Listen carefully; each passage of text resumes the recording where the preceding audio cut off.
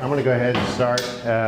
My name is Scott Holben. I'm a CISSP, worked in the defense industry, cybersecurity for the last 12 years, worked defense for 30 plus years. Been delving into cybersecurity, the cryptocurrency side of things since 2013. So Monero is one of the more privacy-focused coins, and this presentation is about 26 slides, really about 22 slides of content. So I'm going to have to keep a real quick clip to get through. Okay, so the outline is going to repeat here.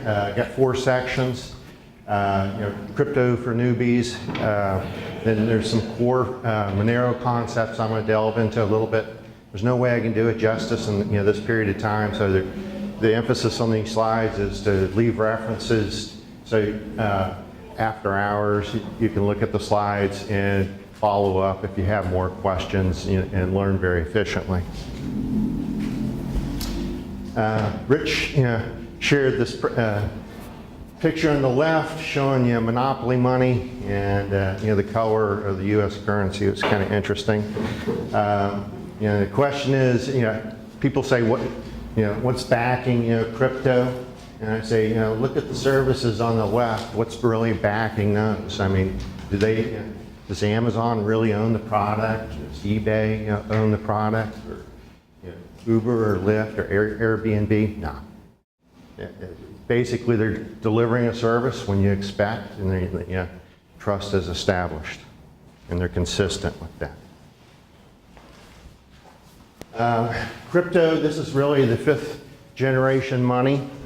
I guess Jeffrey would be the expert on this, but I would say 1st generation was ledger and barter. 2nd was specie. 3rd is fiat and checks.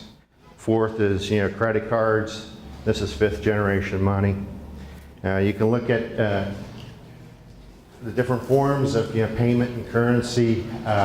Which ones are digital, which ones are decentralized. So you can see where gold is. Monero's in the sweet spot in the middle. A lot of people that are new to this, they say, well, how do I go about obtaining crypto? So this is one slide, the different mechanisms to facilitate obtaining crypto. The numbering system with crypto, when you see addresses, is a little interesting. There's something called base 58. There's typically 26 letters in the alphabet. You have uppercase, lowercase, and you have 10 numbers. But some of the fonts, it's ambiguous if something is a 0 or a big O or an I or an L. So you take 26 plus 26 plus 10, that's 62. 62 minus 4 is 8, or 58. So it allows you to concisely represent information with fewer digits of information, the higher the base number. This is an example of base 58 being used for private keys and public keys, in particular for Bitcoin addresses. Usually the private keys with Bitcoin are a little bit longer than the Bitcoin public addresses. And what that effectively means is the QR codes for private keys. If you were to look at a QR code for a public address on the right here, and the QR code for an address or for the private keys up top, the private key up top would have a little bit more denser information in the QR code. There'll be smaller dots. The big thing with public addresses, they hide the public keys, and the longer you can hide the public keys on a blockchain, it provides greater security for quantum computing attacks. If it will eventually be possible to factor the private keys from the public keys with the quantum computing coming down the pipe.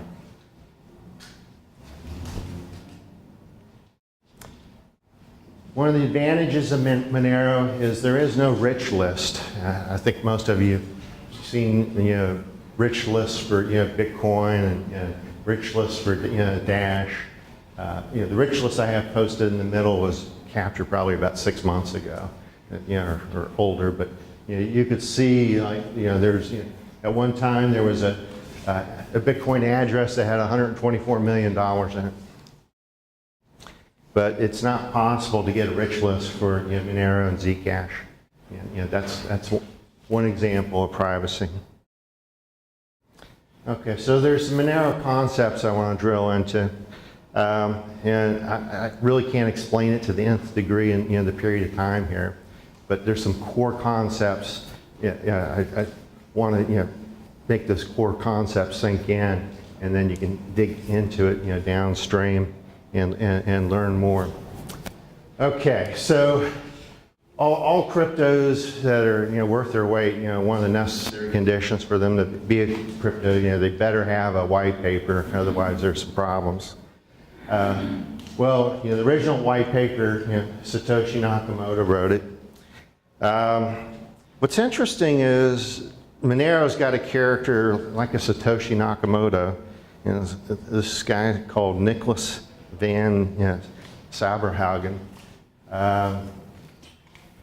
It's kind of a Lewis Carroll for Monero. We don't know who he is or she is. But I thought I'd make that point. The white paper came out in 2013. It's an open source project. You can see the source code on GitHub. There's a roadmap. There's a web page where you can see who the developers are, and a lot of the developers do not go by their real names. There's blockchain explorers that are out there on the internet. One of the big differences with Monero and when contrasted to Bitcoin is there's effectively a number of different elliptic curve technologies, and basically Monero uses what's referred to as ED or ED25519 technology. That's something that Tor uses, and it's deemed to be a little bit safer than the elliptic curve that's used by Bitcoin. This here is the inflationary curves. More or less the curve up top shows an extended period of time between 2010 and 2050, what the inflation rates will be, and then the curve to the right is just is focused in a little bit more time. But the key point is Bitcoin is going to hit a ceiling and that's it. Monero is always going to be slightly inflationary, so it's an important concept to keep in mind. But it's linear growth, and somewhere around 2022 there'll be 0.6 Monero awarded per block. That's mine. And you'll also notice the curve for the awards is more linear than a step function. So you don't have to worry about much in the way of halving events. But the monetary supply is verifiable. Yeah. Unlike Zcash. Unlike Zcash. Okay, so this is a really dense slide, but I think it gives a pretty rounded picture, for some of the different coins that, with Bitcoin being up top and the Dash, Monero, and Zcash, providing some privacy services. They're all proof of work coins. They use different proof of work mechanisms. On privacy, you can break the privacy up into transport privacy and privacy associated with the blockchain. When you're talking about privacy with the transport, you kind of look at it from the payer, payee perspective. So the payer will typically want to have Tor or I2P to be used for routing, and the payee, when they're trying to see the balance in their wallet, they typically connect to a node in their Elite client. And ideally, if you want the most privacy, you run your own full node, or you find somebody that you trust, because when your client connects to that full node, that whoever's running that full node has insights as to what data you're getting. On the blockchain side of things, there's the payer, payee, and the amount. Well, with Monero, they use something called ring signatures to provide passive mixing services. And it's more efficient than active mixing, and it takes much less time. The way you can kind of think of it is, everybody's seen the case where there's some guy that's got like 3 nuts, and he puts a ball under the nuts and moves them around real fast. Monero has the same thing, but typically they have what they call a ring size. You can have typically 5 to 25 nut shells, and you got that one ball, which is the transaction, and you can't see what's underneath the shells unless you have specific keys to lift up the shell. And the passive mixing is much faster. For example, with Dash, it has active mixing built into it. I mean, you might wait 2 days to get 100 Dash to mix 4 rounds of mixing. All right, so the slides will be posted online, so people can see this slide. Does that mean that Dash is making on-chain transactions? So yeah, the master nodes are taking care of the mixing. All right, there's more than just a private key with Monero. There's a private key and then a private view key. The regular private key, or the spend key, is what gives you the rights to spend the money. If you have possession of those keys, you can spend the money. And then there's what's called a view key, which allows people to see all the money that was sent to a particular Monero address. If there's auditing that goes on. So if you're like a charity and you want to give visibility as to what money you've received, the charity would share its view key, and you can see all the receipts that a charity had. And similarly, there's a key image that allows all the outgoing transactions that an address has received to be audited.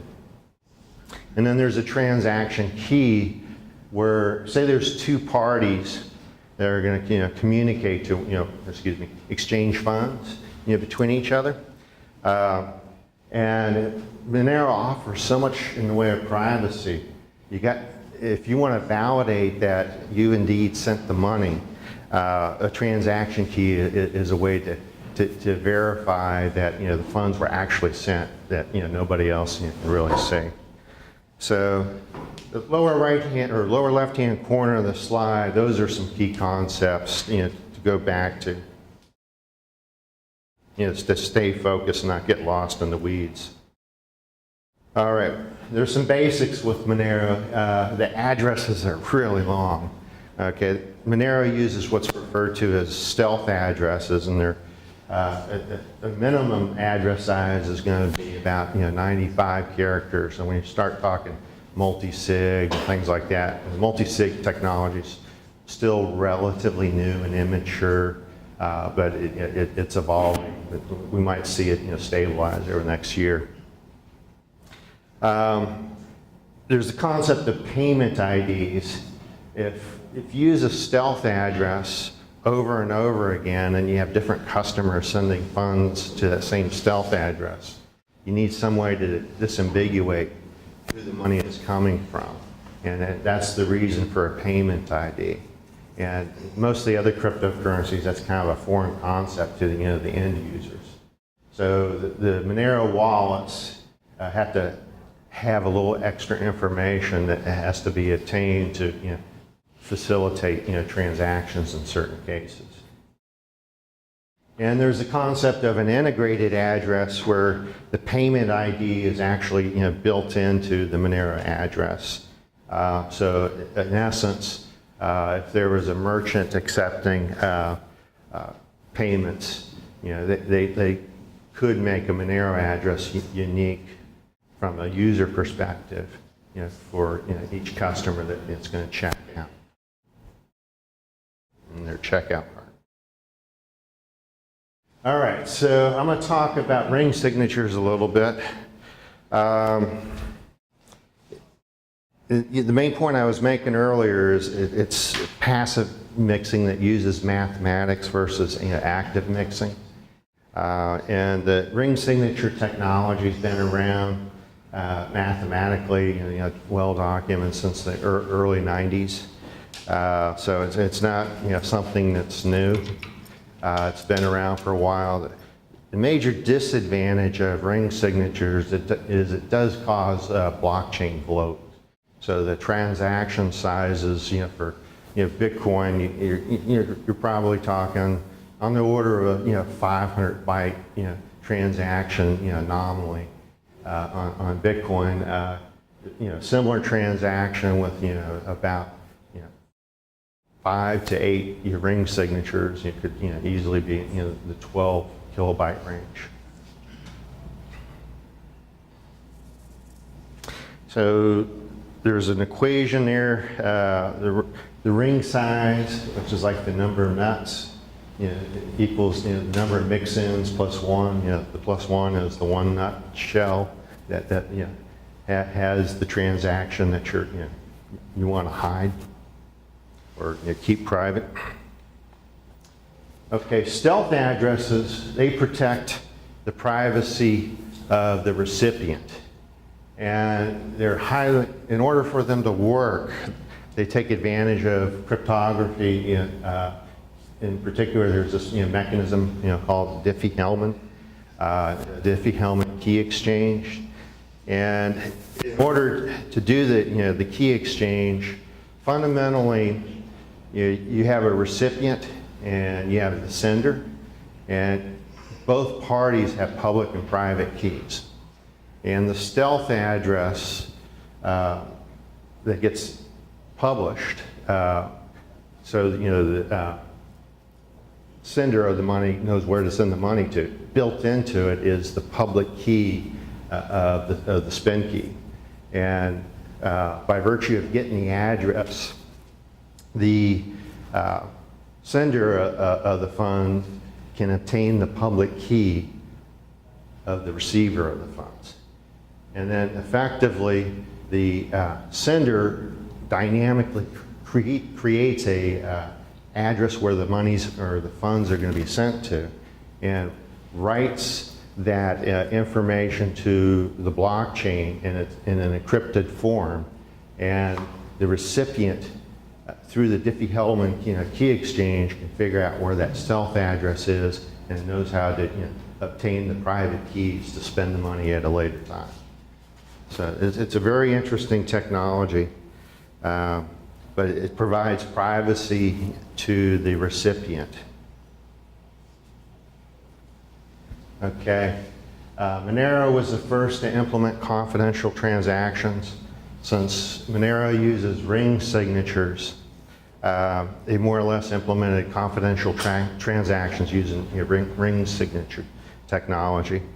And that exists today, and it's mandatory. Anytime you use a Monero wallet, you're getting stealth addresses, you're getting ring signatures, and you're getting ring confidential transactions. So basically, ring confidential transactions hides the amount of the exchange, and it can be validated that it's correct using the blockchain technology that Monero uses. So unlike Zcash, it's verifiable that the amount is correct, but you can hide the actual amount that was transacted. All right, how many here have used hardware wallets or are familiar with BIP39? Okay, well, before BIP39 was out, there was something called Electrum words, and they were out. The Electrum wallet had devised its own set of words, And it was out like a couple years before BIP39 standard came out. So you're familiar with the concept. If you have your BIP39 words, you're not locked into one implementation of a wallet. You can port your money over to other wallets, or if your wallet gets broken or busted, you can get your funds back usually. So Electrum words act the same way, and that's what Monero uses to reconstitute or rebuild your wallet at a future date. So the words are different. With Monero, there's 25 Electrum words that are needed to create a 256-bit key. But more or less, Monero is forking about every 6 months, hard forks. And it's like, well, I'm afraid to use private keys in the normal sense. If another hard fork comes along, how am I going to make sure my money's safe between the current hard fork and some future hard fork? But that they've committed to consistently using the Electrum words for rebuilding the wallets.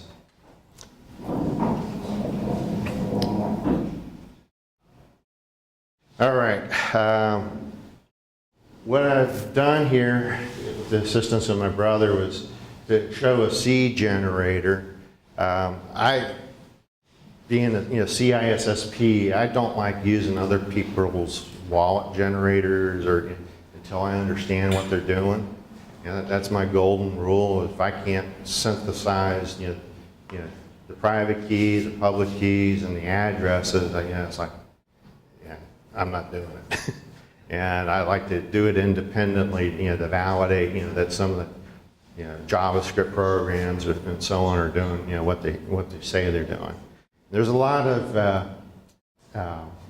concern when you run your own seed generators that you're not going to get the funds stolen. So there's this concept of a brain wallet, and there's a lot of misinformation on the internet. But have people heard the terms entropy? Okay, so if you do a brain wallet, you want a brain wallet that has a lot of entropy. So really, we can talk entropy, but why don't we actually measure it? There's programs that can measure the entropy, and more or less we can red light, yellow light, and green light, pass phrases, saying, hey, there's sufficient entropy that, in all likelihood, that nobody else is going to have the same password or passphrase. So with these Electrum words and the BIP39 words, it would be nice to unify, showing a relationship, a mapping. So what we've developed here is a brain wallet concept that can be used as a basis for synthesizing BIP39 words or Electrum words. And we're going to have multiple implementations of it. But the code here is command line showing the measurements of the entropy. So I can have a phrase with a million zeros, and the entropy of it's going to be 0. Or it could be a million nines, 5 billion ones. It doesn't matter. The entropy is going to be 0. But the idea is you want a passphrase with entropy greater than 128 is ideal. You could probably go down as low as 110, but you're taking more risk when you do that. So this is nothing more than some Unix commands to test the entropy of some seeds. And I know this is real hard to read. real hard to read. Okay, but I'm showing references to open source, where the word lists are for BIP39, where the word lists. Okay. And I'm showing commands where we can generate the seeds and the addresses using pipe commands. Most of the commands are using Bitcoin Explorer, which is, I would consider, a pretty hardened HT wallet generator. Reasonably good, for sysadmin types. And you can totally mimic the behaviors of Trezors or ledgers, for a number of different cryptocurrencies using Bitcoin Explorer. And I can show that in a little bit. So what we did, my brother wrote a quick JavaScript program. So the previous slide was commands that was written in mostly C++. And Bob wrote a program that we're calling Seaweed right now. Is the moniker. It's going to be JavaScript, and I'll give a real quick demo of how it works. But when you saw all the confusion on the previous page, this will simplify that, and we're making it the JavaScript so it will run on Android device, an iOS device, or a web browser. And the seed generators, when you run them, ideally you want to have it on a device that's never going to touch the internet in the future. I mean, a lot of people will have old cell phones. They'll use their cell phones for maybe 2-3 years, and they decommission their old cell phone, and then they use a new cell phone. So what you want to do is more or less air gap your old cell phone that has a seed generator on it, and you can generate the Electrum words or the BIP 39 words. All right. So Monero just recently got wallets that will function on Android devices. Raise hands here. Who has Android device? Okay. And what about iPhones? Okay. So definitely complementary to one another. Okay, so yeah, if you have an Android device, there's this application called Monero, or I'm not sure exactly how to pronounce it, but it's a Java program that you can download from the Google Play Store. And if you're iOS, there's this wallet called Cake Wallet, and Cake Wallet's it just hit the street within the last couple of weeks. It's still kind of new and a little rough around the corners, but I think Monero is getting to be pretty stable. Yeah, but both of those wallets, they use the Electrum words. So you can have the wallets synthesize your wallet automatically, and you can record the Electrum words on a piece of paper. Don't take pictures with your cell phone and so on. And keep them in a secure place, because if somebody else gets those words, everything's good as gone. Okay.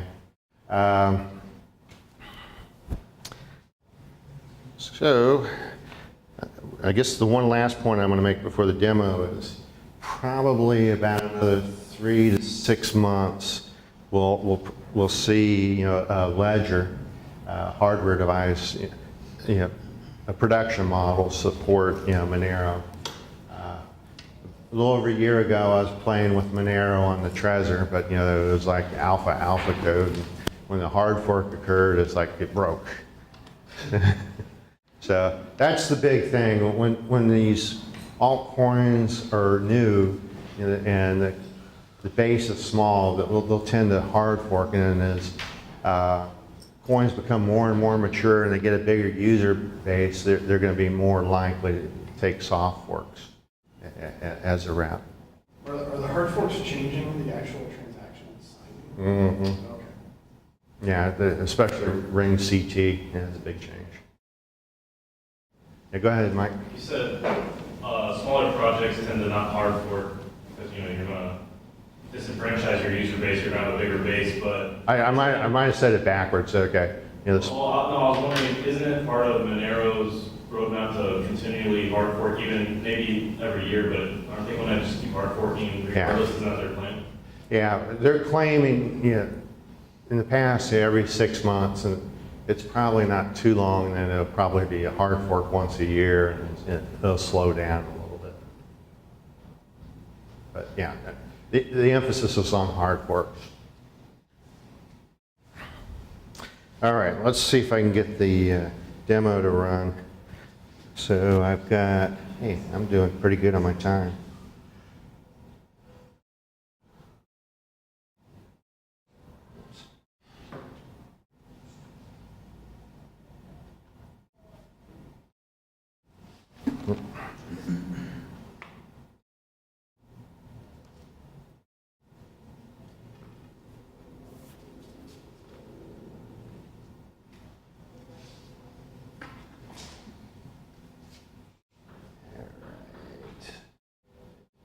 Give me a minute or two here to pop things up. Okay, so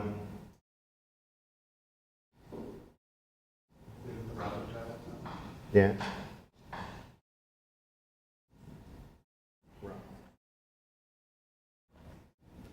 Okay, so this is Seaweed. The passphrase that we have in the slides that was real hard to read is repeated up here. It's an unsafe Monero brain wallet. We can do BIP 39. We can tell it to generate 24 words, 18 words, or 12 words. So hardware wallets are usually 24 words, and it's taking care of the seed words immediately. So I can change the things above, like add 1, 2, and the seed word just changed below. So the idea is you would not be using a seed generator on an online machine that's connected to the internet. And if you do use a seed generator, you want to make damn sure it's not a rogue seed generator, because even if it's offline, if you got bad code, somebody can run their own set of private keys and addresses, and you think you're generating new ones, and you're not really. So the countermeasure we're taking is we're going to show 2 or 3 different totally genetically independent implementations that are doing the same thing and giving the same results. So if you want to set up a high dollar brain wallet, you would want to run the mechanisms in parallel with one another before you deposit, set up your Trezor or whatever. How do you open this page like localhost? Okay, yeah. Right now I'm running a JavaScript node, and it's that's the way it will run effectively when it's offline. It is as local host. Bob, do you think you'll be able to make it just a straight JavaScript? Yeah, I was working on it late last night. I just had to run localhost because I've got some issues deploying it. But the GitHub repo, I think he's got up there. You can go pull it down. I just played a game to get it running the demo today. Yeah. So that's what Seaweed is. Okay, and then the idea is we're marrying up BIP 32 with the Electrum, and we can generate the Electrum words from the same seed phrase. So ultimately, we're going to open source this piece, and we'll have some documentation about the alternate mechanisms to validate that this is. Usually, it'd be like your sysadmin types and developers that would do this. But for low dollar cold storage and things like that, you can probably use this technology, but we'll have to make sure it's digitally signed and to minimize risk if people do use it. But this will be open sourced. It is open source right now, but this is the alpha copy. We'll probably do a freemium model where if you want to do estate planning and not have lawyers involved and There's ways of doing that. Probably some lawyers don't want to hear that. But I'm not saying wills go the way altogether, but the crypto side, wills as we know it today might be quite a bit different and fixed. And it's possible to do that where recipients don't know what each other has received. And it's set in stone in advance. All right. I can show a transaction. Yeah, go ahead. I'm sorry. Don't wills, in order to be accepted in probate, don't they have to be written? This is written on blockchain. Right. But what courts accept blockchain at this point? I'm sorry. Well, if people take the actions, it doesn't. You don't have to have a court involved. I can actually answer that. Yeah, go ahead. Okay. There actually are court cases where blockchain data has been admissible into court. They basically do the same type of thing you do with any sort of crazy, unknown new technology, is they bring in expert witnesses. The expert witnesses explain how the system works, and then the judge basically makes a decision. But if you speak to any of the blockchain lawyers, especially if you're familiar with Eris, formerly known as Eris, but now Monax, those folks, they deal with blockchain real-world contracts that they marry with blockchain contracts. I've had presentations from some of their lawyers where they have told me specific court cases where just hash data in blockchains has shown to be a matter of record that the court will admit. You just have to explain to the court why it should be admissible. Any particular stakes, I apologize. No, I don't. I can't recall the details offhand, but I'm sure I can get you the details if you want. Thank